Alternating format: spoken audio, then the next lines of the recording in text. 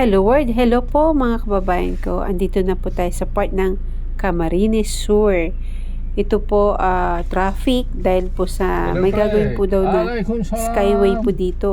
At hindi pa po maganda yung kalsada dito. Kasi syempre slippery nature, kaya marami pong dumadaan po dito. Grabe.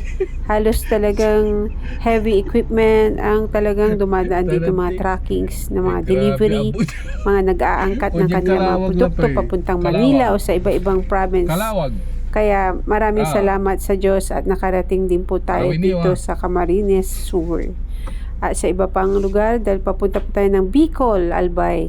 Ito po ay biglaan lamang po ng ating biyahe mga kababayan ko.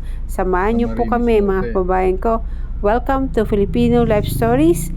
Please subscribe to our channel. Be a member mga kababayan ko to support our community. Maraming salamat sa Diyos at sa inyo pong lahat. Mabuhay ang Pilipino.